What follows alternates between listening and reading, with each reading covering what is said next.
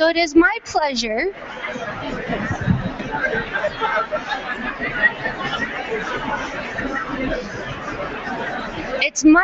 to introduce our keynote speaker,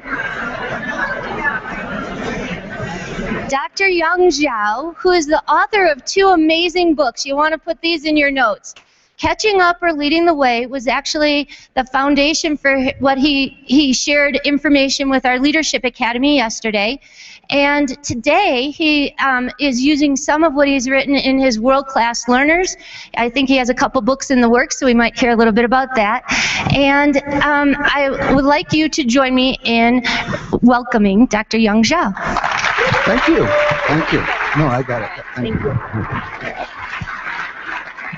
Thank you. It's really amazing, you guys. Colorado people are happy people, right? It's especially when you're out of Denver, you're happier. And I think it's always good to be back here. And I was really, really amazed at a conference put together by teachers who actually have daytime jobs. That was amazing, you guys. So congratulations and thank you very much for doing that. And the students, the video quality is amazing, and I think Riley did a fabulous speech, and I think she's hired right away right now. You don't need to go to college for that, right? And that's something that you need to do. I just put up my information up there because I always forget, and so most of the slides you see today can be downloaded from there in a PDF format. And I used to be on Facebook, and I realized it was just too much of a trouble, waste of my time, and I quit Facebook a year ago. I really haven't worried about it too much, so I have not missed much about that. So I am on Twitter. If you want to, put me in, mention me when I speak something silly or stupid, but feel free to, put my, just do that, or you can email me for some of the information. Now I see that. I was just thinking about this. Yesterday I had a Google summit in Google. You know how new Google is? Who remembers when Google was founded? Do you remember? 1998. You know how wealthy Google is now? Over $110 billion. That's half of Apple and half of Ford. Ford Motor Company, you can't believe that. You know how many people Google employs? 40,000. You know how many people Ford employs? 181,000. And they make this. So there's something very interesting to think about, right? So Google is not everywhere, every top of Google. I'm actually posing a more interesting question to you. Google is only like really 16-year-old, right? And will there be a post-Google time? Really?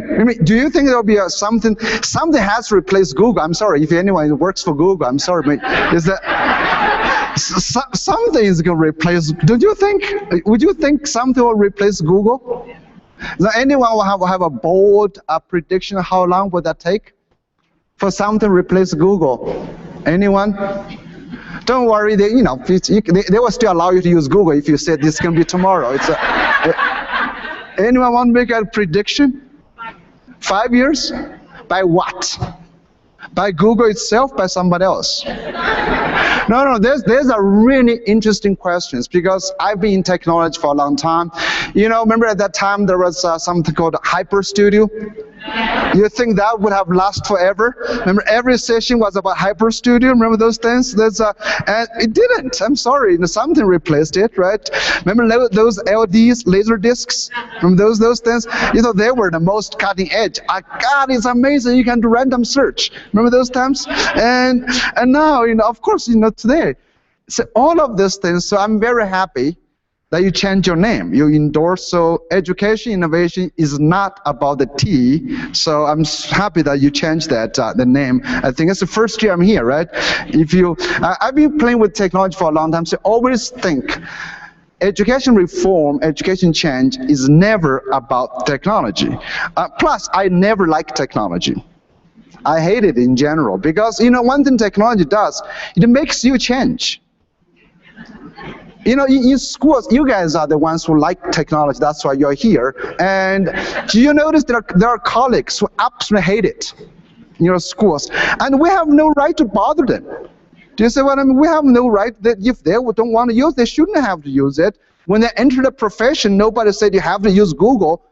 When you were licensed 30 years ago, you said, did anyone say you must agree to use Google in 1998? I don't think they agreed to do that, right?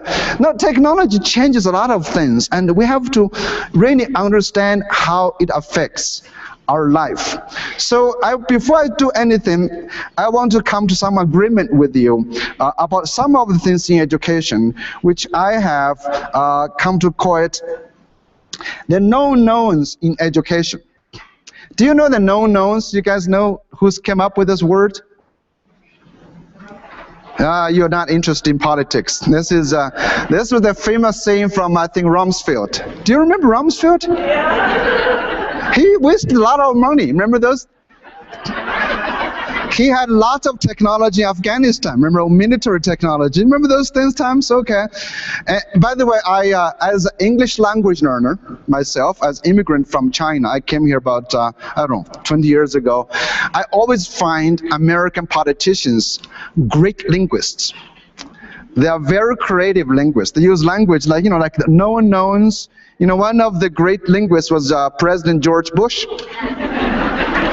I remember one word confused me a lot. He said, do not ever misunderestimate me.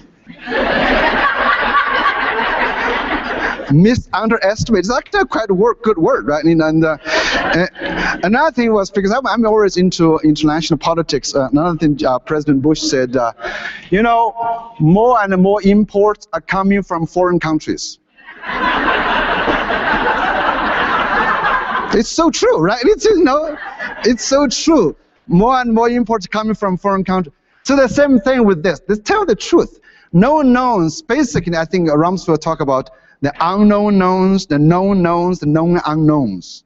Do you guys know that?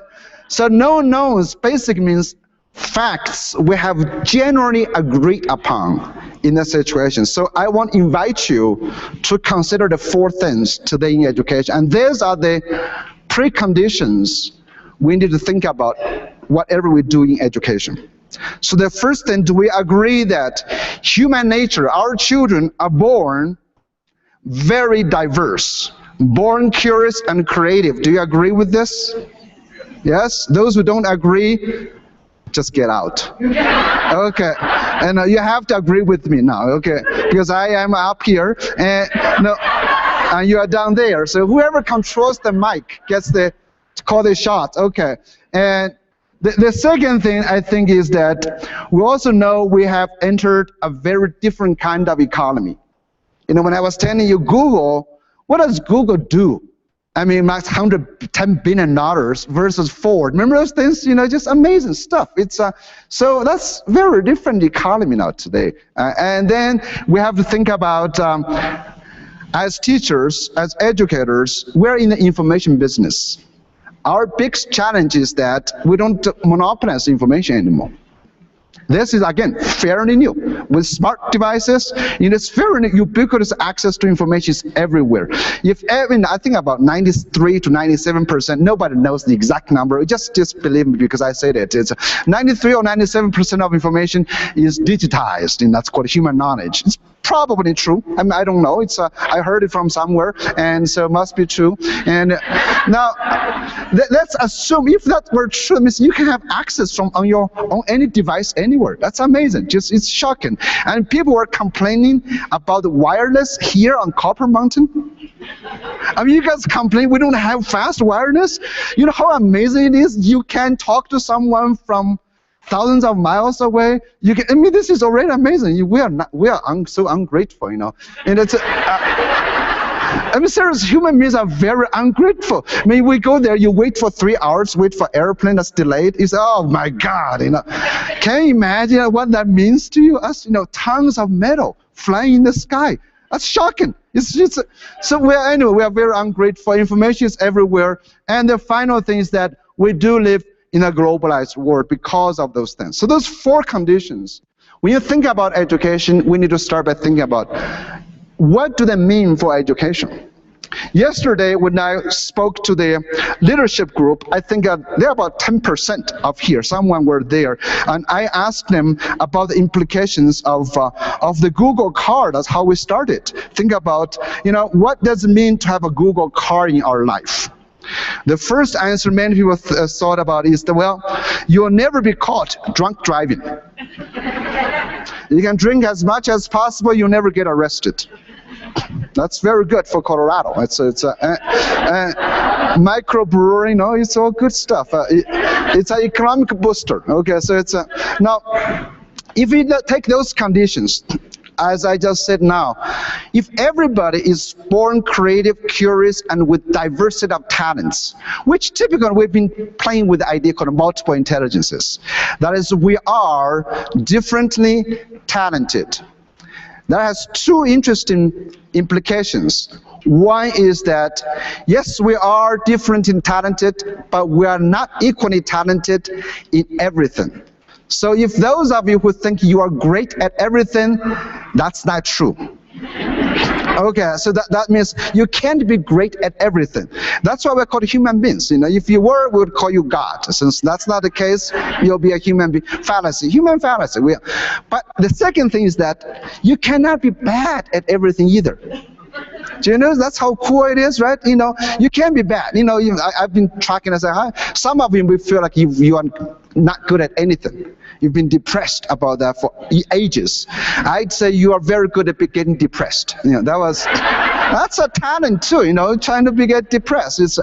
Now, what does that mean? Well, it means this. At any given time, some talents, when you meet the society, are more valued than others in societies. Different economies value different talents. Okay, that's the thing. Different economy value different talents. A very simple example, we know that I am from a very tiny little village in China, from agriculture, and I would say I was born to be a farmer, a peasant, but I've always told people, like my children, I said, I am a failed peasant.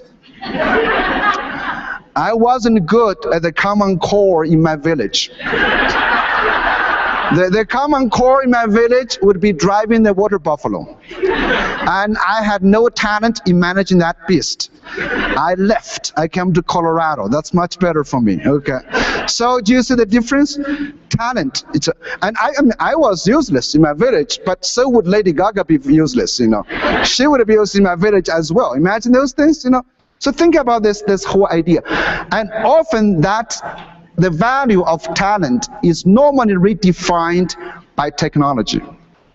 That's why I said I do not like technology. Technology changes the value of talent. Now you guys are watching the cup, the World Cup, the game. You know how big a deal this is? Do you guys notice how much money they're making? Now you look at the talent. What kind of talents those players have? Nothing. Kick people, just, really, if they had been confined to a little village, those boys, you would probably, most would be the boys you would hope to live in other villages. Because they would break stuff with everything. Most might be ADHD, can't handle stuff, they have to move around, those. What made them valuable? Modern communication technologies. Because now, there are about 7 billion people could potentially consume their running around and pushing people. That's what the whole thing. That's what they're doing there. So without television, without satellite, without modern technology, their running around can be consumed by 500 people max. Could 500 people put up a business like $10 billion? It's impossible. The same thing with the American Super Bowl. Most of the stuff we appreciate today, right now, has been made valuable because of technology. Now that's how the new economy has changed.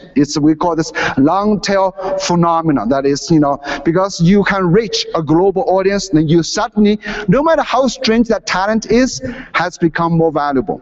Well, you know this thing, right? If no matter how strange you think you are, someone is stranger than you on the internet.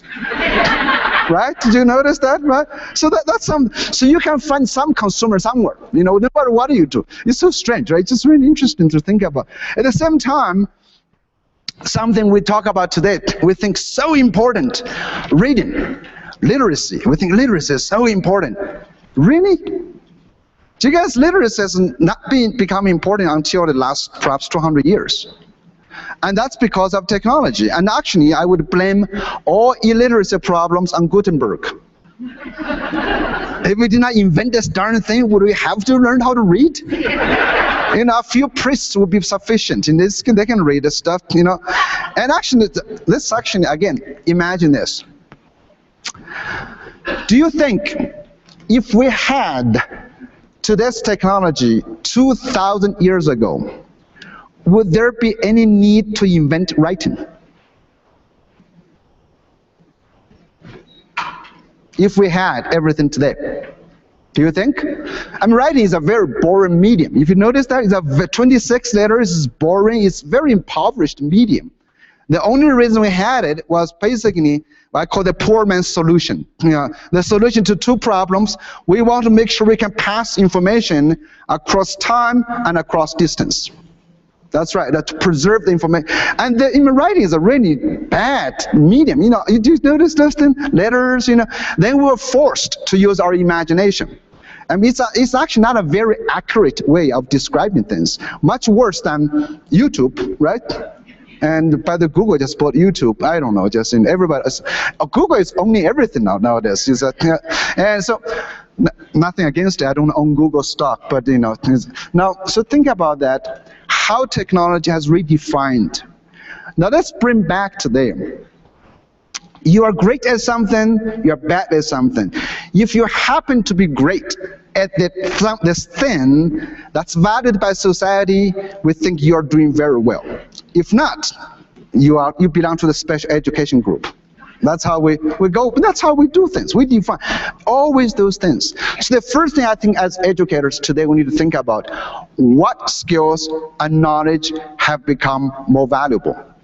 That's what we need to think of. Because now every day you work so hard. You work so hard trying to instill in our students the skills and knowledge we think have become valuable. You work so hard, but are they really valuable? I can tell you with those four basic things. Human beings are diverse. Economy has changed. Information is everywhere. We live in a globalized environment. Current educational policy or reforms in Colorado and in this country is sending us to the wrong direction. The Common Core, race to the top, I don't know, race to the top, that's Copper Mountains as far as you can go, but that's very top. I'm always on, I never liked the race to the top, this term. It's really a bad term. Once you race to the top, Obama's 8 years, you reach the top, where do you go after that? You guys know, right? After you come to the top, you have to go down, So, someone is going to come to the new president and say, hey, that's to the bottom again,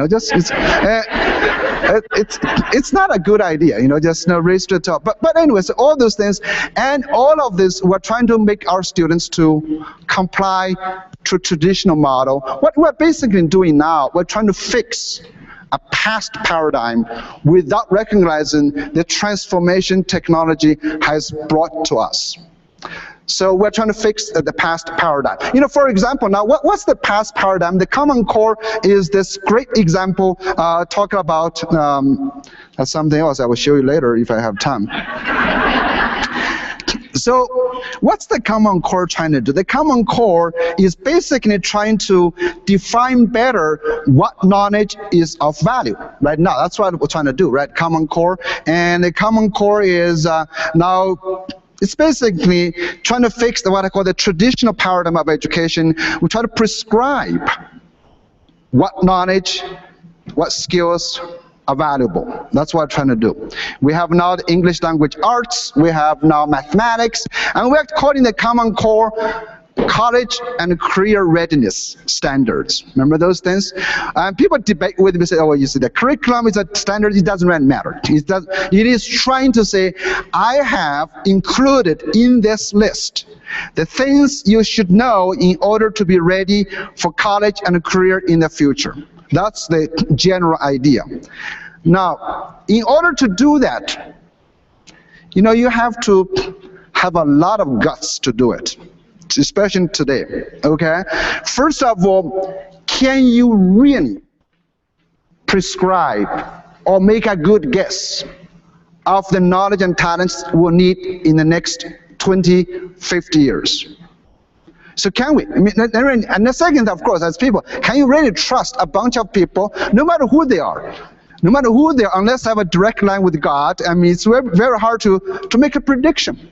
And in Washington, D.C., can you say that I'm prescribing this thing for 50 million students each year, right? To say they will be ready for careers that do not exist, for colleges that may not change, actually may change. By the way, if you ask a question, ready for what college? I mean, are you ready for Harvard, Stanford, CU, Boulder, and all for Collins, or I am for community college? What career would this get people ready for? Are they ready as a Google engineer, a Ford designer, or basketball player? Which one? Which career?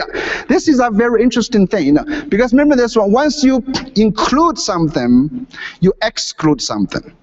Whenever you prescribe this as valuable, you exclude others as invaluable. So I'm not a person who objects standards at all. I love standards, but it's the common and core that give me trouble. So I've told people, I said, I'm fine with the common core if they are not common or core.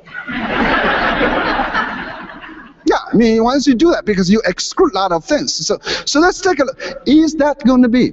And also today, when we talk about college readiness as something so important, does college really guarantee you a great life? Do you know about those things? I have recently come to redefine a good education. Right now, our schools, K-12 schools, is trying to make your students ready for college. Everyone call it readiness standards, readiness. Does it really matter? If you were ready for college, is that really an ultimate goal? Go to college? College is just another extension of your education to get you somewhere else. Going to college should be not a goal in life itself. So I have redefined, because I have my children as well. I think the ultimate goal of education is to keep other people's children out of their basement. I have 2 kids. My son just graduated. So I just said, you've done everything right. You've spent a lot of my money. Done everything. So I just said, please stay out of my basement. I know there's a lot of people trying to do this. They sell their house, keep the kids out of the basement. But in my definition, out of basement readiness means.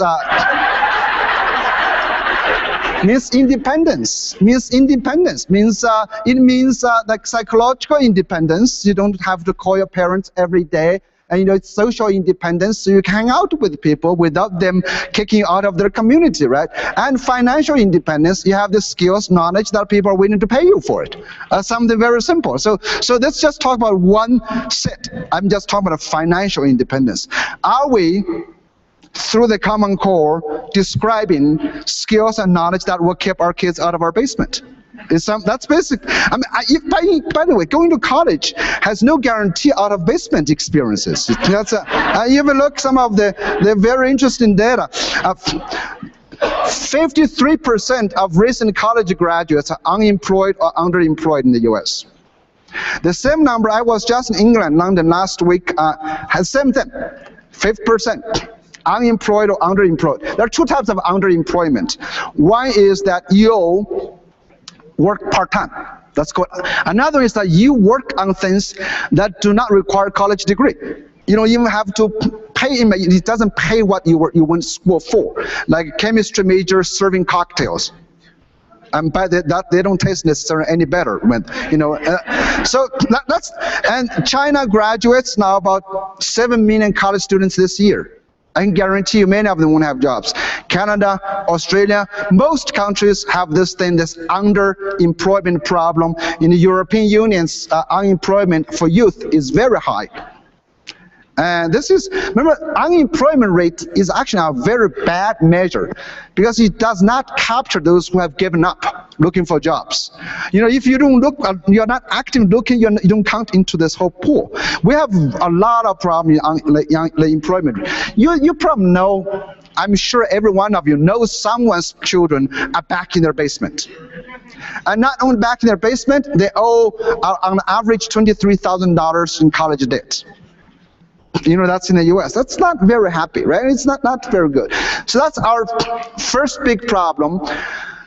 College does not guarantee this. And then we have another issue too.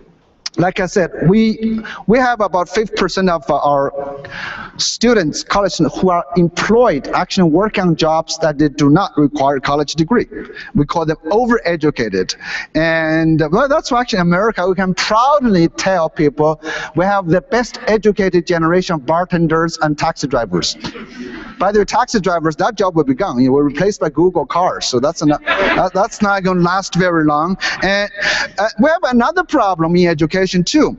That is actually we have an interesting paradox. That is, many countries, including the United States, we're actually looking for talent. We have a talent shortage. Do you realize this thing? It's such an interesting paradox, right? We have so many people unemployed, well-educated, then we have the huge global talent shortage. US, millions of jobs unfilled. European countries, China, actually one of the biggest problems for many multinational companies operating in China is to find the right talent. You imagine China, 1.3 billion people, 7 million college graduates each year, and they can't find people to work for them. That's kind of shocking, right? So what's wrong with this? Well, it's simple. Something wrong is what I presented to you. We were pursuing the wrong paradigm of education. We're trying to prescribe people to tell them that they can only acquire the skills we think are important. This is the paradigm of almost every education system follows. Our schools, we think we can prescribe, then we want to make sure every child develops this. In this model, we ignore what children have. Multiple intelligence, talents, because many of them we think they were useless. We only teach things that's useful. So that's why we have the enrichment programs, music, art, the enrichment programs, other kind of things, debate teams. So we only focus on the common core, what's been prescribed in this model.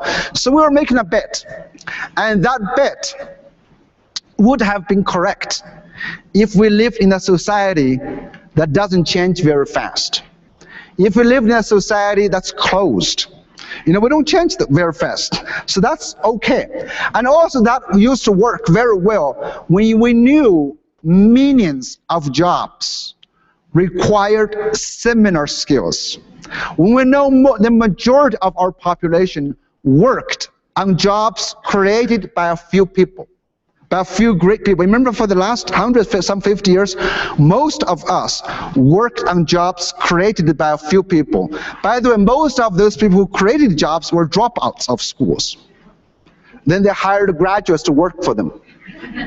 Do you guys know that you tracked on the Silicon Valley? Actually, that's almost a story. All dropouts create jobs for the graduates. So we've been trying to get everybody ready to take jobs created by others. Then you can prescribe. You can describe the kind of skills you want. And also, most of the time, we needed people at the basic level or mediocre level. So we do not want you to be extremely creative. We want you to actually comply, because you want to follow orders. So creativity was not important. Thinking beyond is not important. So what I call this, the sausage making model. So we don't care as raw material. You may be I always say, since Colorado, a great piece of ribeye steak, but we don't like it. We want you to be sausage, so we grind you into this one. And it's actually ribeye steak makes bad sausages too fat. But anyway, no. So this is the model where we want mediocrity, and we measure our students. It's a deficit model. We want to say, are you meeting my description? We never care about how good you are in your own way. We judge you based on how good you are at matching my expectation. So it's all the testing, the going stuff. But now that model is not working anymore. That's why we have this global talent mismatch.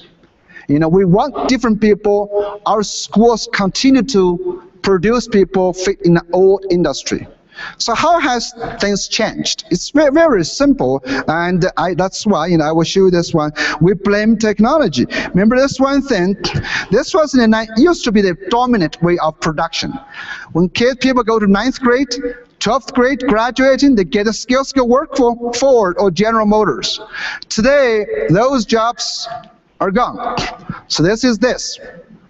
By the way, as teachers, if you want to think about it, when it's your turn to be replaced by machines? It won't, don't worry. It won't, because, we won't let them. Yeah, and no, that won't stop it. But anyway, now, so this is actually what they call, we arrived at the second machine age. If you haven't read the book, it's worth reading. Second machine age, in contrast to the first machine age, which was driven by steam engine. Steam engine replaced a lot of physical strength. Steam engine caused job losses for a lot of horses. That's a problem. So, but not human beings. Okay, and employed a lot of human beings. Now, the second machine age started by digital technology, computer chips. We're entering the second machine age. Computer chips do something that's really bad to us as educators. It replaces human cognitive functions and knowledge. You notice that, right? That's why robotics came along. So that's replaced very complex. Today, many complex jobs, as long as you can describe them in steps, they can be substituted by machines. That's a very simple thing. You can be substituted. Think about driving. Google car driving is so complex. We think, boom, it's gone. But also, it's not replacing the traditional manual manufacturer jobs. You replace traditional cognitive manufacturer jobs, white-collar jobs, like accounting. When I first came to this country in 1992, I think, I would go to shopping malls. I had no idea what those guys are, but they have this H&R Block. Remember those desks? Remember those things? And I had no money to pay tax. Now later on, I realized they were tax accountants. Remember those people? Do you still see them? What happened to their jobs? TurboTax, right? Isn't that amazing? TurboTax. Another thing I noticed is that in America, we actually now, I was talking to some law professors, we have a surplus of lawyers in this country. Can you believe that? It's shocking, right? Americans, we're still suing each other as much as possible. We're still doing that. But we just don't need as many lawyers. What happened to those guys? Google and other search engines. Because in many people work in law actually did not go to court. They did research. You remember this? When you do law research, you have to go through a lot of volumes of books, search for cases, precedents, describing all those kind of things. And you guys know how hard it is to search without Google, right? It was very hard to search a book, a print book. So we hired a lot of manual people to do it. Today, even medicine is being challenged. The traditional routine jobs of taking your blood pressure, your heart rate, you have Google, you have apps that give me this information, like big data now to profile much better, and actually even worse, some of we call them specialists, like cardiologists. Used to be one cardiologist can serve one hospital. Now, if you're a great cardiologist, you can serve multiple hospitals, even across distance. HD video conferencing. This is shifting a lot of things. So the first thing is that blame the computers. They've taken away a lot of jobs, make it very unpredictable to say what kind of jobs we're going to have. So if a job, no matter how complex it is, if it can be replaced by machines, it will be. The second change in our new age is also fairly recent. Is the arrival of the flat world out of this place called, globalization. What does globalization mean? I don't think we have a good understanding yet. Globalization simply means the death of distance. Americans, by the way, we're not understanding this issue very well.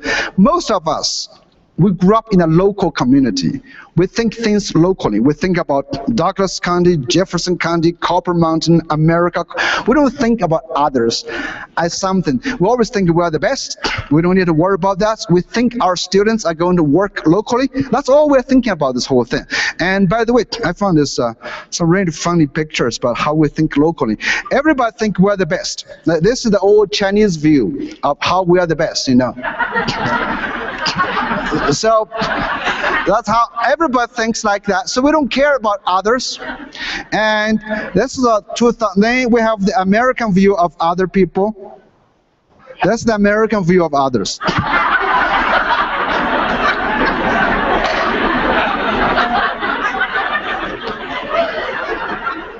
So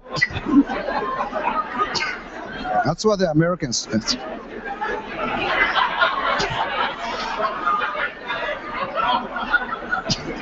So now, but globalization for us to consider is we may be the land of awesome, but there are many different countries producing talents looking for similar jobs.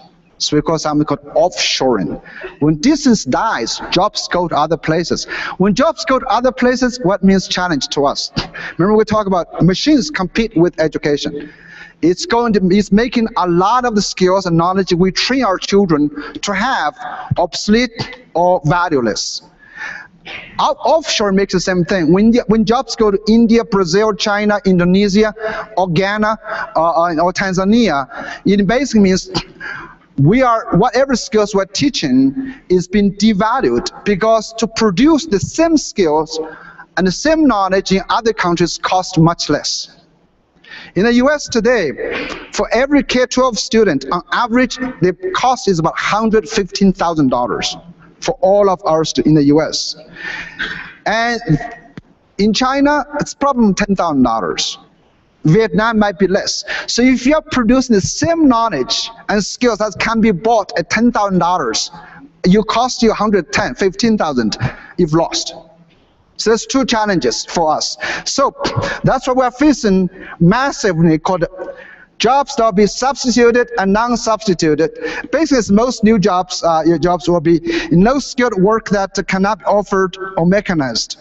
Do you see what the challenge is? By the way, you look at not substitutable with teachers, so nobody can replace you. Okay, but something can change your job though. So what we have seen is a big problem in the US. Since the 1970s, as a result of those two factors, we're seeing the decrease of middle-income jobs. And you heard a lot of people talking about the bipolar growth. You see the top income bracket growing, the bottom group growing. We're seeing the disappearance of the middle class, America. Since the 1970s, there's another way to show this. And this is just the beginning.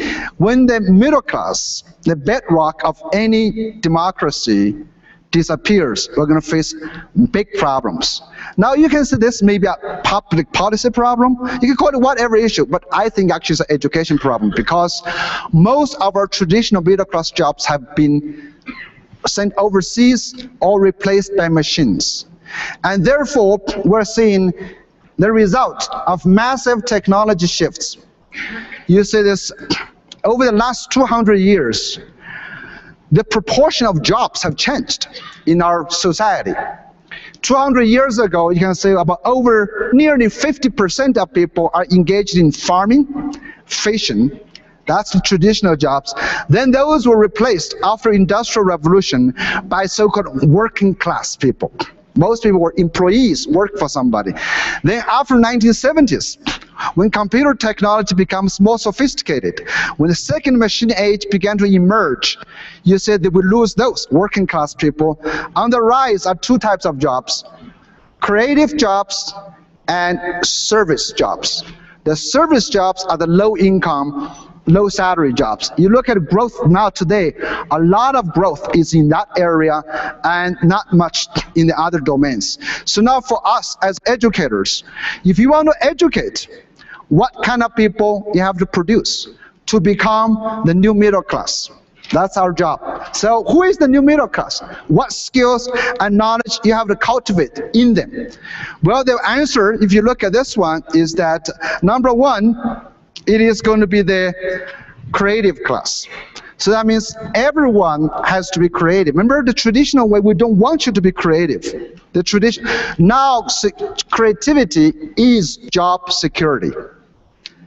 But we're not used to taking care of creative people. In fact, actually, most creative people are kicked out of our system. This kid,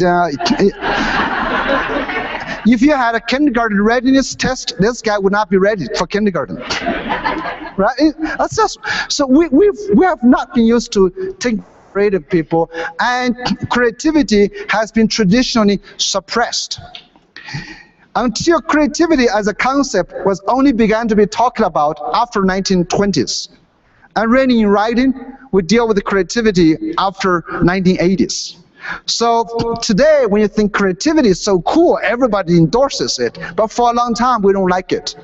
We never even in our class today, many of you actually, you love creativity, but not in my classroom.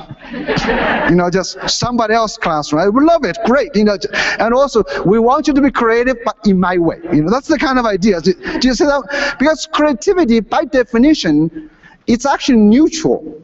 It basically means come up with something different. Something deviates, something original, some deviates from the norm. So it is no good or bad. It can be destructive, it can be disruptive, it can be productive. By definition, that's just something that's different in that sense, right? And so now, and that's why schools, we have generally trying to suppress creativity. We do this very well, traditional schools. Children when they're age 5 come to our schools, about 98% of them are creative at a genius level. After 5 years, we've done a beautiful job educating them, making them good students.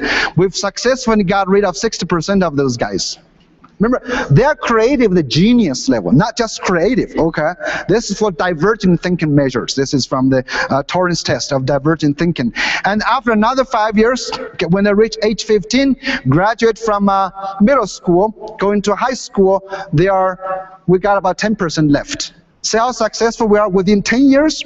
We kind of practically killed everybody, and it was very good. That was what we're supposed to do. You say, well, we're supposed to do this. And by the time they finished college, they began to work, age 44, it's really most of our age, we got 2% left. That's most of us. So that's why if you think you're very creative, it's only 2% of you. Okay. So creativity actually has a chance to bounce back after retirement. There is hope. There is hope. I actually recently heard that President George Bush is pending. It's good evidence, Just now, how do we change that? Creativity is something really interesting. Most people think it's cognitive, and we measure cognitive, divergent thinking. It is much more than cognitive. In our schools, it is actually a lot more social, emotional, and psychological. It is, do you believe you will be encouraged, rewarded for being different? Or are you tolerated for being different? That is creativity. Do you allow people to come up with different solutions? You look at some kids may have a math answer, which is very different than your solution, but got there. Do they even have time to explore that? Or do you say, no, forget about that, this is what the test wants? You stifle that, right? So that's the first thing. How do we change? Creativity is job security. It is the new middle class, but we are not good at that. We need to rethink. Then we have another way to think about new creativity also means, or the new middle class also means people that traditionally were undervalued. Remember what's called technology changes? When those robotics replaced human workers, it created opportunities for those who invent robotics. You see what I mean? Like the accountants lost jobs, but created a lot of opportunities for those who created TurboTax. So when God does this thing, right? God says God closes a door but opens a window. Is that the idea? Okay, I don't know. They have many doors, so someone will open. And so new opportunities. Traditionally, undervalued talents have become more valuable. We got to think about this. That means traditionally useless people have become useful. Remember those soccer players? But the best example is Kim Kardashian. Traditionally useless people become useful. Where would she be useful in the traditional sense, right? But really know, if you have to think about it. I have a picture of her. Well, that's the only picture I found decent enough to show in a large audience. So can't capture. Sorry about that. Have to hide it. Now, I want you really to stop and ponder this issue about when we live in different societies, we consume different products and services. When I start by talking about Google, 16-year-old company, $110 billion, what are we consuming? So Daniel Pink has this concept called age of necessity versus age of abundance. Whatever you call those things, we consume very different things. You may think Kim Kardashian as someone who is useless, but she's out of her parents' basement. Right? You agree? So she has some financial independence, and truly, I mean, really, I actually met her once. This is a really good story. She's the only celebrity I've ever met, but I don't think she met me. But I just met her. We just happened to be co-located in one place. That's all. I just saw her in this place in a hotel in Australia, and near the Crown casino place, and so she was escort a lot of people, and then I was in the elevators. I saw this and said lots of people waiting for her outside. I had no idea who she was because I don't know these people. So I asked my daughter. I said, "Who is this person?" My daughter said, "That's from Kim." I said, "Kim whom?" She said, Kim Kardashian. I was describing this thing. I said, "Well, why are people following her?" My daughter said, "Well, because she's a celebrity." My daughter is a 16-year-old, so she knows this stuff. She is my pop culture consultant, I call her. She knows this stuff. By the way, that's my daughter. So she says, that's probably Kim. And I said, why? I said, why are you following her? She said, well, she's a celebrity. Well, I said, oh, celebrity for what? And my daughter basically said nothing. And it's actually true. If you study her, she's famous for being well known. That's it, right? That's all. But then you come to think of, why do people follow her? She has the same value as those soccer players. Because she may be crazy, but there are maybe even only 1% of people are as crazy to appreciate her. But once you open the audience to 7 billion people, 1% is a lot of people. Do you see what I mean?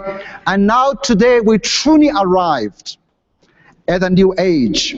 In most developed countries, we consume nothing. We consume nothing. You know what? Nothing is psychological. We consume, in my village, we consume everything that's physically necessary for survival. So, for example, I refuse to be convinced by my daughter that this is a necessity. I said the iPhone is not necessary, you won't die without it. I think it's something you want. But we consume a lot of psychological products which looks like nothing, like the Kim Kardashian consumption. I came to this country seriously with something. The big thing we consume in this country is choice. Do you guys notice? Choice. If you can create choice, you are becoming value. Choices. I came to the US, as I mentioned, 1992. When I landed in Oregon, I would try to go to the grocery store to buy something to wash my hair. In front of the whole shelf of shampoo, I couldn't buy it. I could not buy stuff because I did not know what kind of hair I had. I didn't realize living in America requires you have a lot of knowledge of your hair.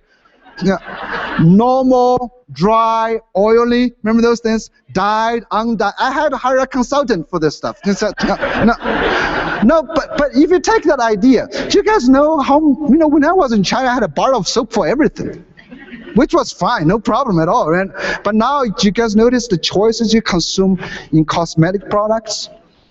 Do you need them? No, you just want them.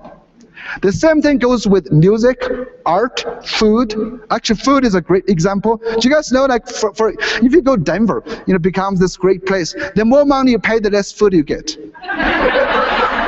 Do you notice that thing? So nothing has nothing to do with necessary. So what I want, the point is to say that we arrived at a time that almost every talent can be of great value if developed. Instead of trying to prescribe them, we should expand that. So second, the new middle class is people who have a diversity of talents, because there will be no big employers. For millions of people with similar skills, we will consume people who can differentiate their offerings, who can differentiate, who can do something different. And that requires the third thing, that is the modern education has to shift to, is we talk about entrepreneurial thinking. Because now you have creativity, now you have unique talent, but unless you're entrepreneurial, you can't change that. What does entrepreneur mean? Entrepreneur says that I am not waiting for someone to give me a job. I'm going to create a job.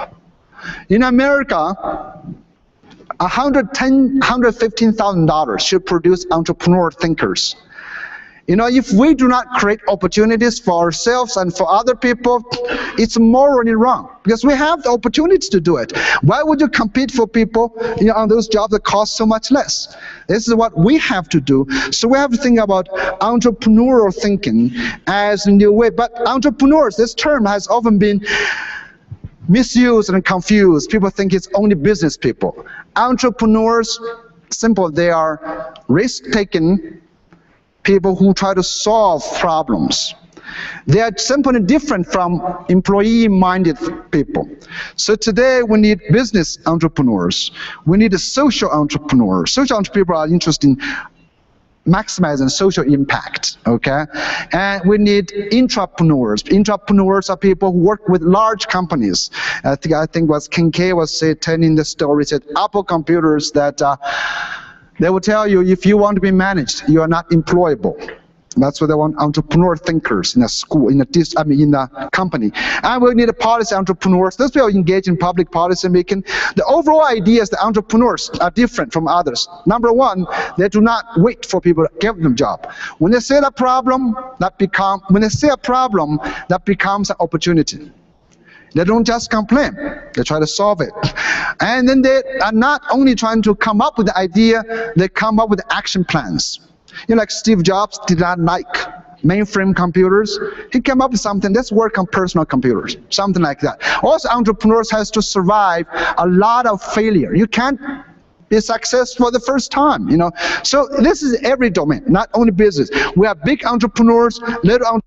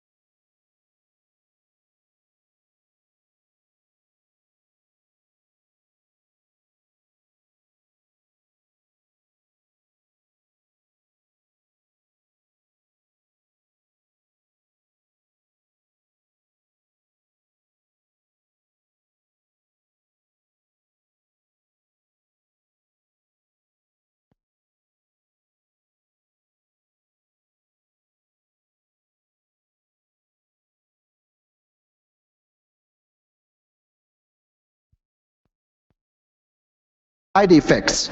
It's like in medicine. When you take any medicine, it can cause damages. You buy Tylenols, well, can cure your runny nose, but could have cause a bleeding stomach. Do you guys read those things? In education, we never do this. Do you guys know? I have never received a warning label from education programs. But they should. They should. Some early reading programs, this I can say for a fact. Early reading programs, they should come with a warning label that says this can improve your kids' reading scores, but may cause them to hate reading forever. Those programs, right? That's definitely true. You got to think now. Side effects, something very simple. When you do this thing, the more successful you homogenize people, the more successful you get rid of people who do not comply. Remember so you lose the diversity of talents. Number two, when you try to learn how to find answers fast, you lose the ability to ask questions. I was actually in Singapore. Singapore was number one in problem solving. My challenge to them, I said, well, do you know what problems worth solving?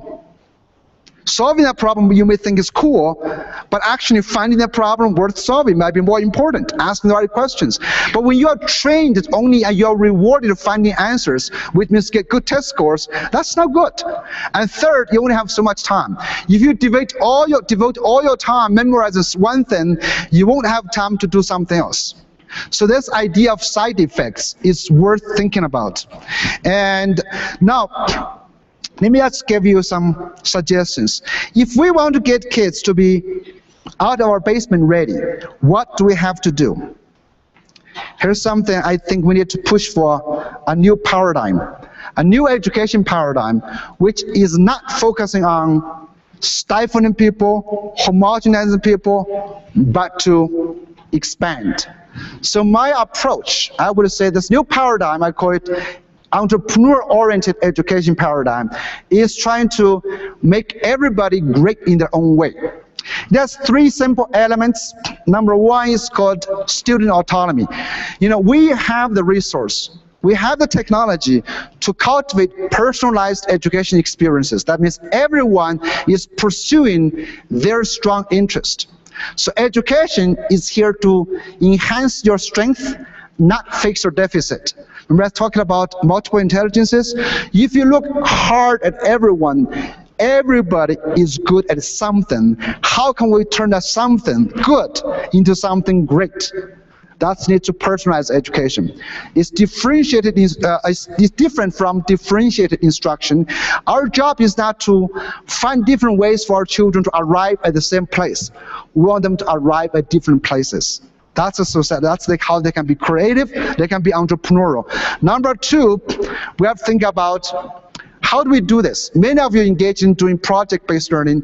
I propose something called product-oriented learning. Because project-based learning, you still have the danger of trying to meet standards.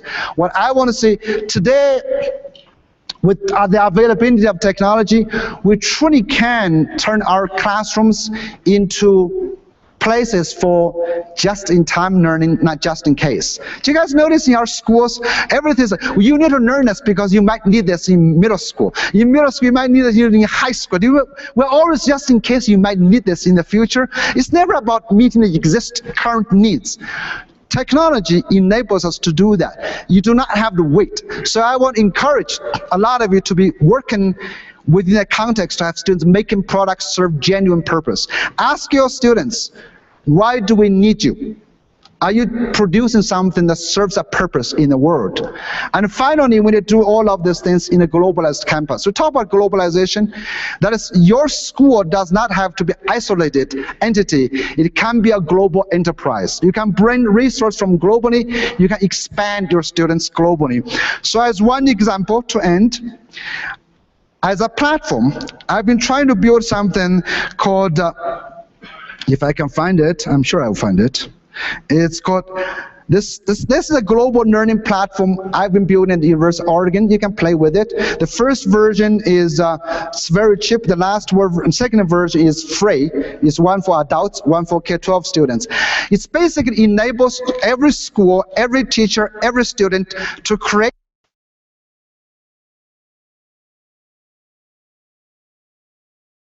courses, and I'm actually using this. Students can create their own products to serve other countries. One product, for example, I want students here in Colorado, you could have your students be making English textbooks for students in Japan. They can be running math tutoring sessions for kids in Pakistan. And they can learn Japanese from Japan, Mandarin from China, using students. So if you are interested in doing the whole thing. Now just to end, it's actually something I propose very simple. The current education reform are taking us to the past. We're trying to fix a model that might have been used for 100 years ago, when we need to invent the future. And today, with those 4 known knowns, we have the right raw materials. Students are diverse, creative, curious. Technology is here, globalized environment. All we need to do to make sure our kids can stay out of our basement is to celebrate, enhance the talent of every child. If they become great, and I'm sure we have the resources to do that, they will stay out of your basement. Thank you. Thank you. Thank you. Thank you. Thank you. Thank you.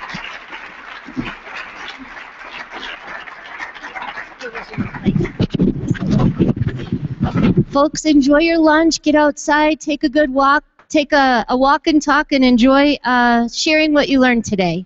So enjoy your conference, everyone. Bye-bye.